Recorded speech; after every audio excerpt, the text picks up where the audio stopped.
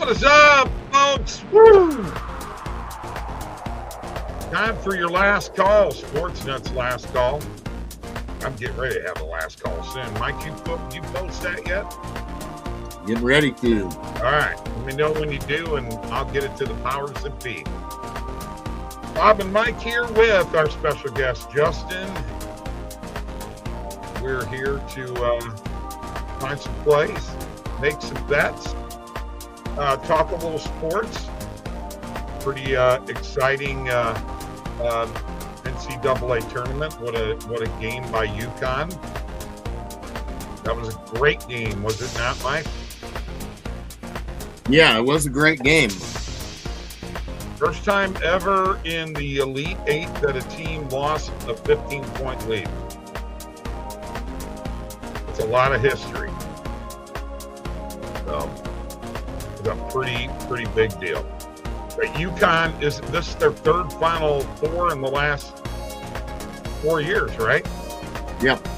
Okay, so he's in the first two, he won, right? Mm-hmm. They won, right? Yeah, he's only lost one game in the tournament. Really? Wow, I did not know that. Thank you for that information. Well, they went back to back. Well, they went back to back, and then they lost last year. So the first championship they won, that was his first tournament appearance as a coach? Is that right? Well, I don't know. Yeah, it would have been his first. Yeah, it would have been his first tournament appearance. I don't know if that was his first actual year coaching. No, but they first year making the tournament under him. Yeah. Yep, for UConn. Where did he coach before? For UConn. Huh? No, where did he coach before UConn? He's not that young. Rhode Island. Rhode Island, Bob. Rhode Island, okay. Did he coach in the tournament at Rhode Island? That I don't know. Well, you made a statement. I don't have a big history. Bob, I didn't know we were. Are you having some delay because you're taking a while to respond? I think you're having issues on your end. What's up, Yolanda? How you doing? What's up, Brandon? How we doing?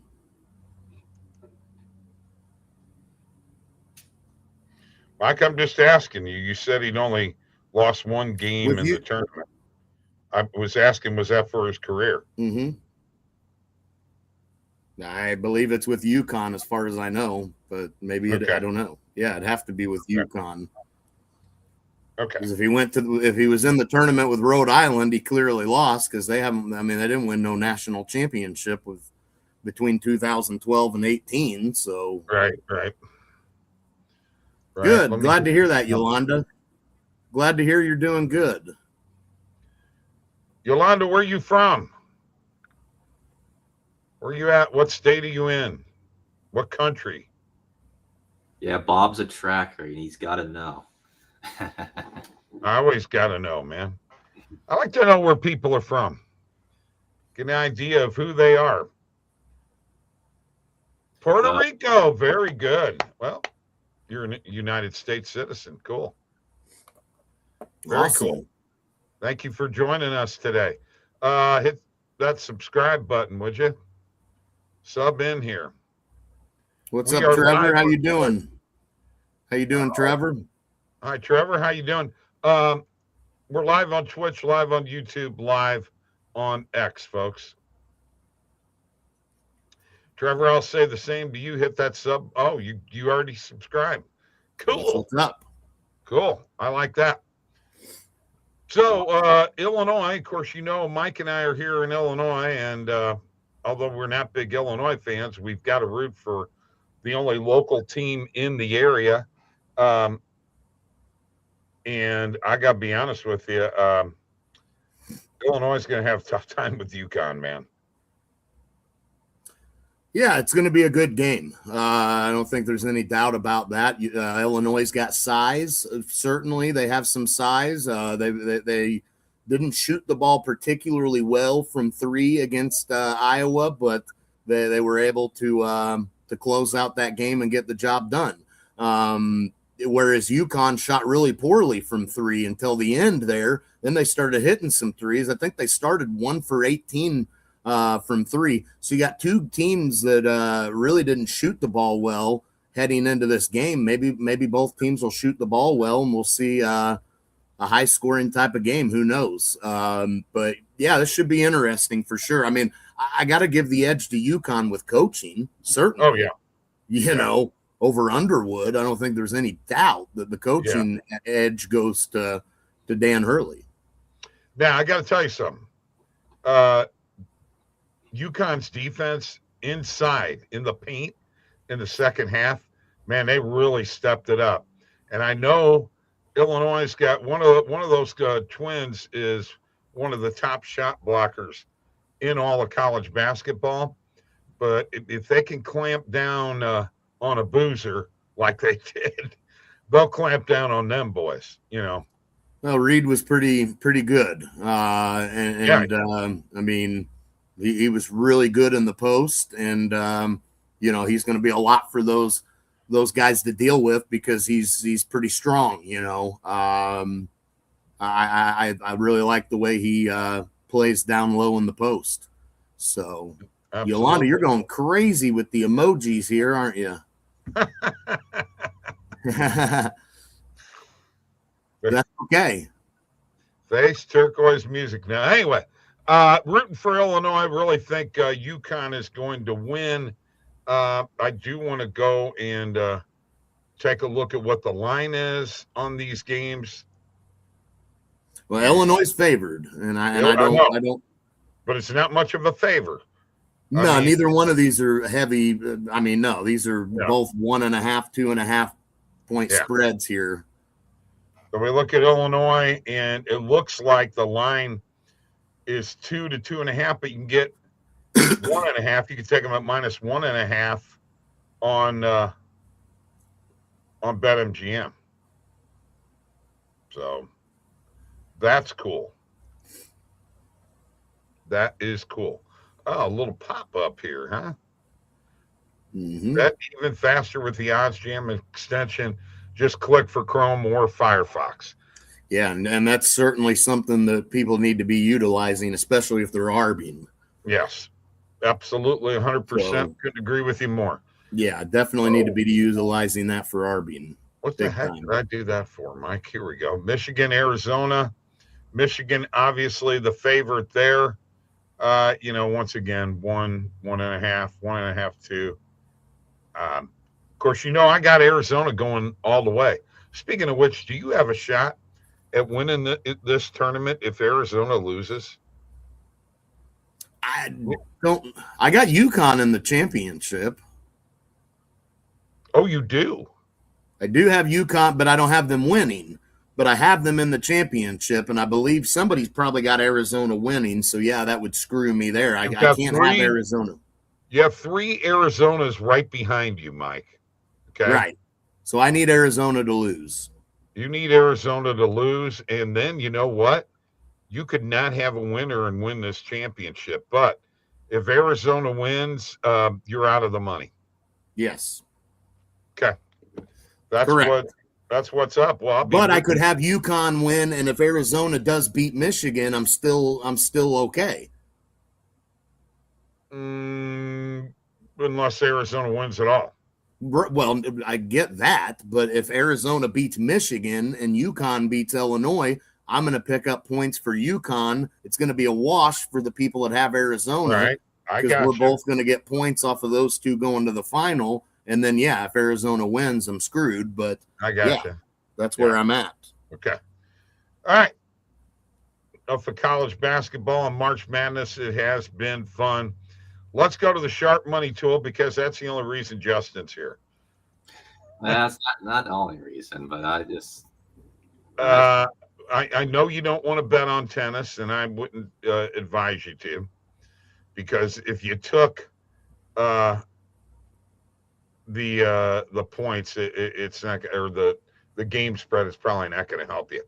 Utah plus 16.5. Now, So, Justin, Utah has been very good this year with sharp money. I'm just Okay. saying this is a play that I actually like. Okay, yeah, and I can get that play, so I'm gonna try to lock it in as fast as I can here. Okay. Do that. Come on, come through. Okay, perfect. Now, That one. this is a women's college basketball game. 11,379 worth of liquidity, but you in this one, I would be taking the points. TCU, I would not be betting them on the money line. So let's take a look at what that spread is. You know what? Let's go here. It's 15.5. I'll be golden for that. 15.5. Okay. You can also, unless you well, Kalshi's got a plus 16.5. Right. Speaking of which, can you get Kalshi in Canada? No, you cannot. You can only get Poly Market, but it's not in the legal, it's in the gray zone of the legal market, and it's not available in my province, though. Gotcha. It is what it is, but Now here is where we run into problems. Okay. A lot of money on the Guardians, but in baseball, you really don't have a spread. You just have a run line, right? So, do you take the Guardians plus 1.5? I mean, what is Cleveland's record so far, Mike? Do you know? Have they won a game? Yeah, they're 2-1. They're 2-1? Yeah.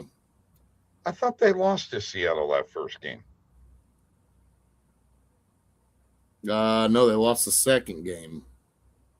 Okay. And they lost the last game. They split. Well, no, they're 2-1. They must have won the first game and the second game because they got their butts kicked last night. Yeah. Well, I can only get the spread at minus 130, so I might stay away from that. But okay. Yeah, talking about the plus 1.5. Yeah, plus 1.5. Yeah. Okay. All right.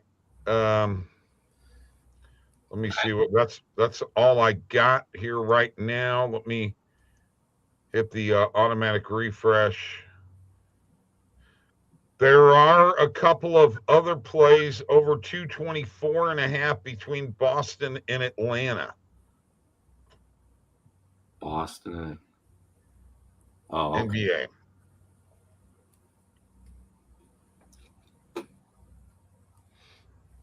That's a possible play for you. Matter of fact, it looks pretty good. Is it Miami on the spread? Okay, yeah, Miami on the spread. Yeah, Miami plus 2.5. And that over 224.5 just left.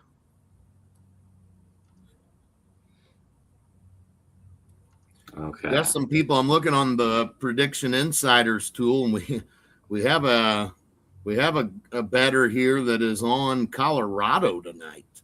The Rockies. I mean, I actually like the Rockies on the run line. Yeah, but I wouldn't mind sprinkling money line. It looks like this guy's putting about 2.2K on Colorado tonight. Now his bet size is obviously about a little over half a unit. Just may as well call it a half a unit is what he's putting on it for him. But I can't dislike taking these underdogs sometimes in MLB, and if you're picking and choosing your spots, I think that's good. That's a good point. Good point. Justin, I have a baseball model going and went 3-0 yesterday in Nerfies. Right. I'm 8-6 in Nerfies so far, up 2.74 units, but it's just getting started. So I've had an 0-3. Well, actually, I haven't had an 0-3 day. I've had a 1-2 day, 2-1, 1-2, and 3-0. I got a parlay here that I wouldn't mind doing, a 2-leg NHL parlay. And the reason I say that is because you can see here Colorado playing Calgary. I mean, this dude's hammering the hell out of Colorado. Oh, yeah. obviously, and then looking at Anaheim and Toronto. Yes, Anaheim all the way. This guy's hammering the hell out of Anaheim. Both of them favorites. Obviously, Colorado's like minus 300 favorite. Anaheim's like minus 190, whatever, but I mean, a little 2-leg parlay there to get you plus odds. I mean, what do you think of that? Oh yeah, I like it. Go, let's go and put it in. Go to sports and put it in. Yeah, let me look and see if what that ends up coming out to be. Anaheim money line. Let's add that. Let's get Colorado in here. Huh? You could just hit that drop down. I know this is easier. This is easier for me, bro. Oh, okay. Well, I just hit search and type in the team. That's because you like to type. No, I guess. All right, 2-leg parlay. Anaheim, Colorado. Let's see what this thing comes out to on what books. Yeah, only a few with plus odds on it. What's Circa got? Circa, you can get minus 103, so not quite plus odds on that. But I'm still okay with it, man. I think those are two plays that I would parlay together. You get minus 107 on MGM and Fanatics. Oh, there was another one, Mike. If you look down there, there's Vegas on the money line. They just fired their coach. Can you believe that? Bruce Cassidy, 8 games left in the season, and he gets fired. Evidently, some players not happy with him. And it's got a 0% slippage, Mike. I'd add Vegas to that parlay. Where are you seeing that play at? Did you scroll down more to find it? Yes, there it is right there. Okay, yeah. And this this guy's definitely putting, a couple of units or more on it. So, yeah. By the way, Justin, you can take some of these prediction insider plays and use them too for what you're trying to do. Obviously Vegas very heavily favored as well here. Yeah. I can't play the money line, unfortunately, but yeah. I guess. Oh, really? Yeah. If I want to, I could take spread, but yeah, I wouldn't. It's called a puck line. I'm not going to take puck line on these, on these games. I mean, just I'd be safer with money line for the parlay sake, I think, at least. I mean, you could maybe individually bet one of these and take the puck line. I don't know which one I would like more, though, to be honest with you. So, yeah, I don't know. All right. So, Brandon wants to know if we have any home run picks for tonight. So, since you got the screen share, let's go to MLB and make some decisions here. And, Justin, you're in on this, too. You got to make a pick. I'm forcing it. Yeah, I can give him some in just a second here. It's going to load it up. I mean, what game you wanting to look at? I'm trying to make a decision here. Yeah, me too. I'm just trying to load mine up. By the way, Mike, the parlay that we put together for home runs for the first game of the season, you actually had Brendan Donovan, and the first pitch he hit for a home run. Yeah, that's awesome. So you're actually the leader. I'm the home run king over here, huh? That's right. That's right. I mean, you don't get any more sweat free than that, huh? First freaking pitch gone. All right. I like that. Now let's not expect that to happen again, but okay, I got one. I don't know how to pronounce this name. It's probably totally wrong, but Kevin McCongle in the Arizona-Detroit game. Okay. Best. I'd say that's my favorite home run play for the day. Arizona-Detroit game. All right. And you know what? I'm going to do one here that, since we're kind of maybe leaning to the Guardians, I think I like Jose Ramirez. Give me Jose against the Dodgers. Is that right? No, that's against. Yeah, it's against Dodgers. Yeah, yes. It's against the Dodgers. Yeah. I'll take Jose. Mm-hmm. Jose, can you see? And if Brandon wants another one, I'll also take Carter Jensen to get a home run. Okay. Well, we got to wait for the King to get in here. Let's get the King in here first. The leader in the clubhouse. Yeah, let's go with.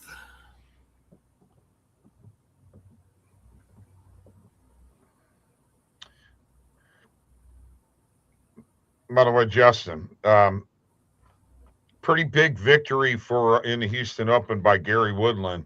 If you remember, he had cancer a couple of years ago, and I'm really happy that he's come back and won. I think that's great. Yeah, I was watching that. Yeah, that was pretty cool, and it was also pretty cool. He had that kid with Down syndrome. That was yes, friend. Yes, yeah, that was awesome. That was awesome. He's a really good dude, I think. Yeah, no, good for him that he won. That was his first win in I can't remember how many years, like 7+ years that he won the PGA. Right. Yeah. Good for him. Yeah, can't wait for the Masters, man. Oh, yeah, that's going to be great. I'm excited. Hopefully, Scotty's going to be back and ready to roll. I don't know. I think he might be on this cold streak for a while. Could be.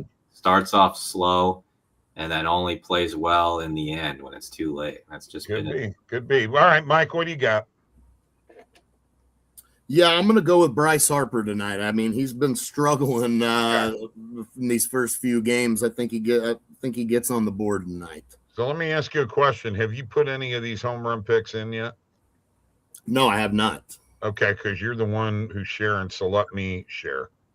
Well, I can do it if you want. I'll remove your butt. Okay. Right. Why did you pick Brandon D to hit a home run last week when he only had about 10 home runs last season?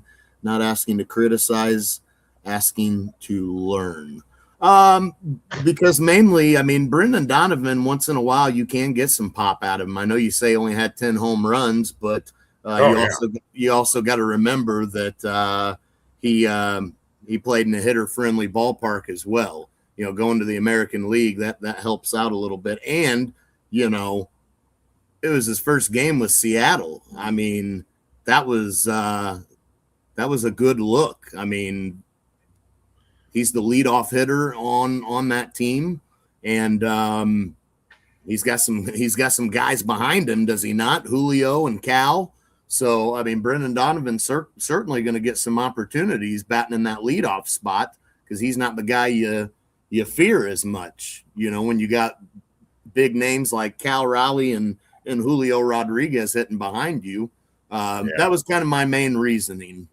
Justin, take a look at this McCongle on Kalshi. Minus 10, 645. That's what the hell?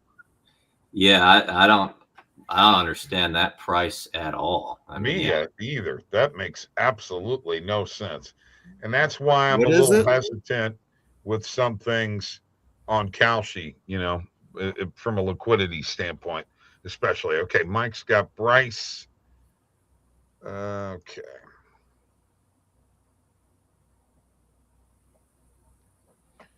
And there he is.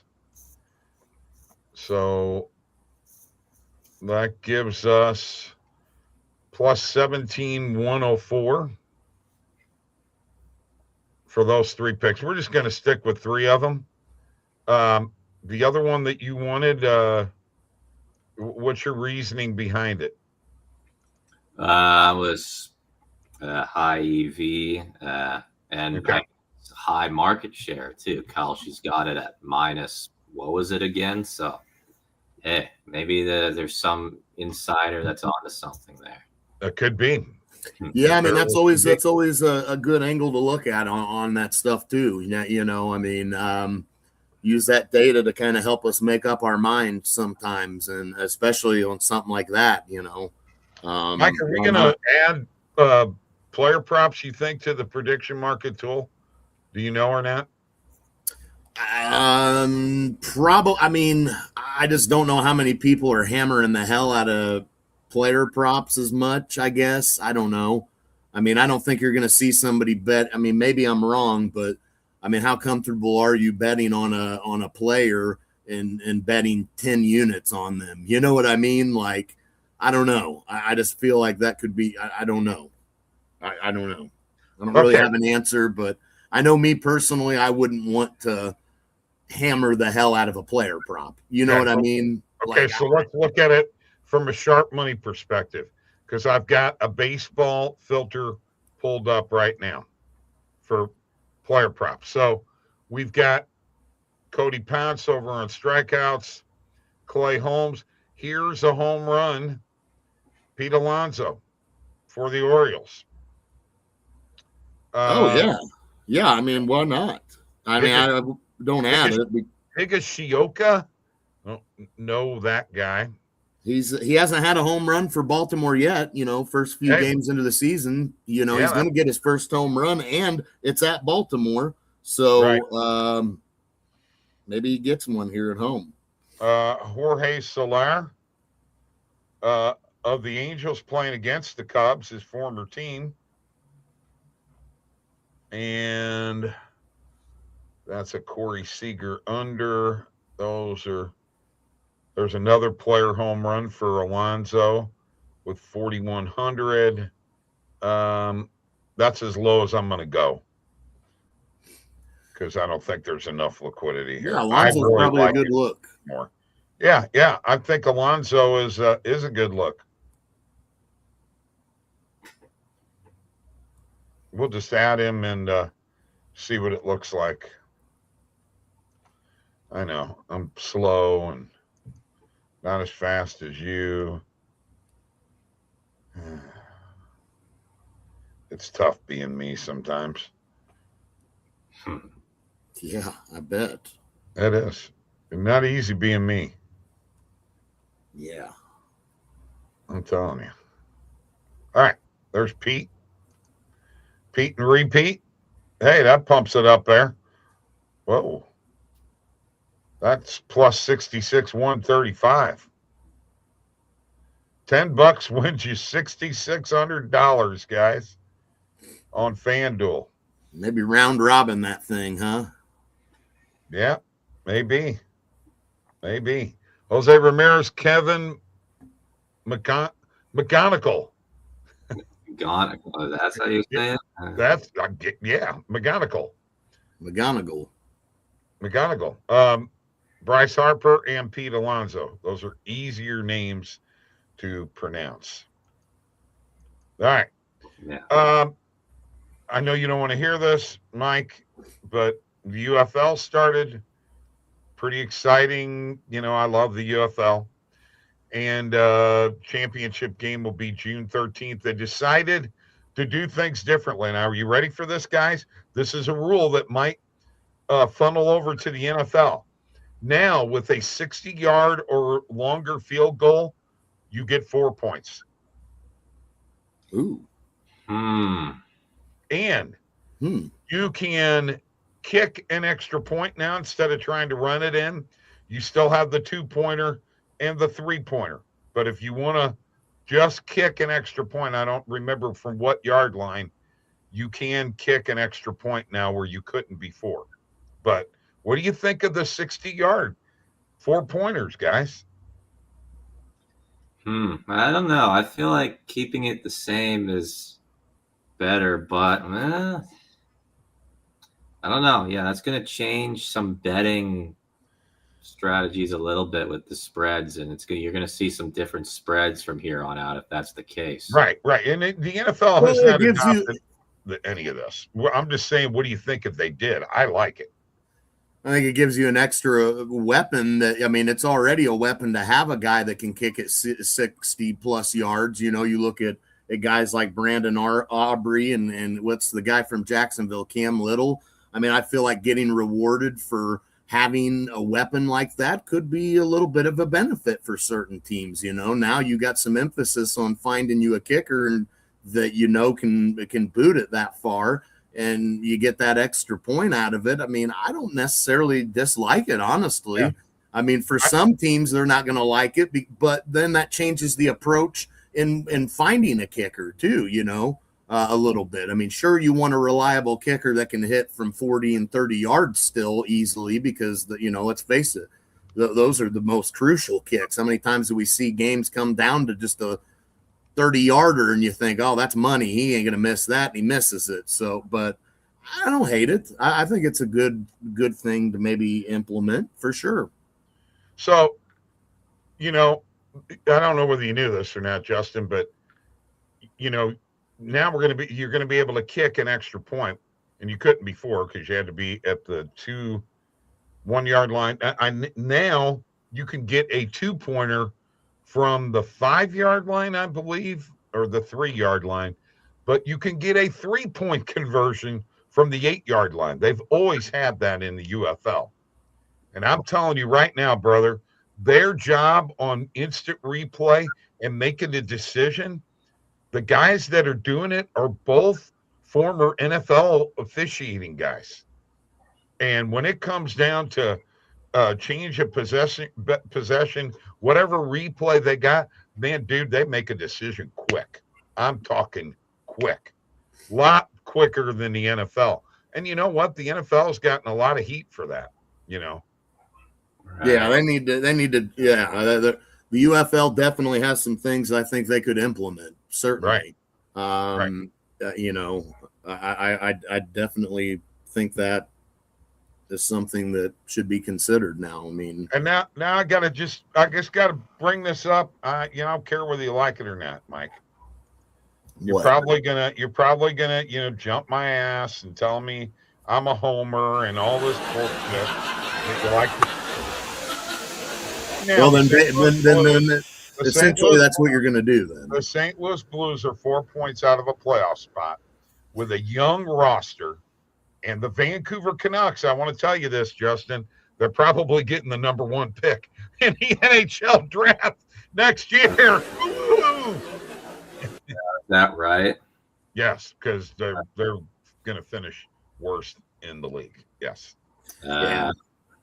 Yeah, and they've lost a lot of pieces that were a part of that core that they had, and now it's time to rebuild. But hey, look at San Jose. San Jose has had to go through that rebuilding. Right. They were awful for years. Before that, they were a competitive team. Always in the playoffs. They had it down. I mean, guys got older, retired, and things like that, and they had to rebuild completely. And then look what they found: Celebrini. And now game of the night tonight, St. Louis and San Jose, baby. That's playoff because San Jose and St. Louis are tied. And by the way, Nashville's in the final playoff spot, the wild card in the West, Mike. St. Louis has 2 games in hand. That Islanders Penguins game's important too, a little bit. Yeah, that's my boy Daryl. He's talking what you're talking. Offense versus St. Louis Battlehawks defense in week 2. Yes, absolutely. Because that Battlehawks defense is going to be great this year. And you know what? You know what I say? Caw-caw! Caw-caw! Caw-caw!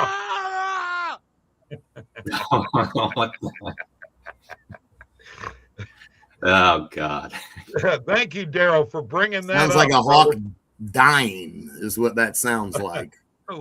Love Daryl Turner. He always comes in. He's probably going to ask about some NBA for what's going on tonight. So real quick, can we just kind of look at the schedule here real quick, Mike, and see if you're leaning any way. I'll just jump on this. Sixers Heat. Heat at home. 2.5 spread. Do you like that? I mean, Philly's been playing pretty good lately, Bob. I got to lean towards Philadelphia here. Okay. Celtics. Miami's been really struggling here lately. They're now only 3 games above 500. It's not been a good stretch for them. So I'm leaning towards Philadelphia there, even on the road. Oh my God, Daryl, you better get off that Flames one, bro. Yeah, I'm not touching the Flames No, we're tonight. not touching that. Colorado's going to smoke them tonight. I don't hate trying to go for an underdog, obviously, in the NHL and in MLB. I mean, you're going to have bad teams that win, and Calgary's not an awful team necessarily, but the reason we're staying away is there's a sharp bettor that we have kind of looked at one of our tools and seen they're very heavily on Colorado tonight, and we've got to go with that. Pirates MLB. I like the Pirates tonight. Yeah. I do too. I like the Pirates tonight. Penguins, Islanders, that one, man, that's a tough one. All right, let's get back to NBA. Celtics, Hawks. I have nothing in that game, Bob. Suns, Grizz. Nothing. Okay, this is easy. Bulls, Spurs. Got nothing. Nothing. Pistons, Thunder. Thunder just played last night, didn't they? Yeah, they did. Yes, they did. Yeah, they were on the game of the week. Yeah, so. They played in the Knicks. The only game, I'll just make this easy. The only other game I'm looking at is maybe Utah and Cleveland, and maybe backing the Jazz on the spread. Yeah, which is what we were looking at sharp money earlier. Play. Sharp money play, yeah. Okay. I can dig it. All right. I mean, again, not anything I would be trying to hammer or anything, but I'd definitely put something on it for sure. Under, and the Sixers money line and under. Okay. No idea on the total there, but I will definitely be on the Sixers tonight. Yes. I'm with you there. Sounds good. I ain't got nothing else. I'm ready to go here before I scream again. Jeez. All right. You got somewhere you got to be, Bob, I guess, huh? Yeah, I got to cook, and there's a beer waiting for me. First spread and money line, first quarter and half. Okay. That's what's up. Over it, bro. Let's go, Daryl. Thanks for joining us, bro. See you later.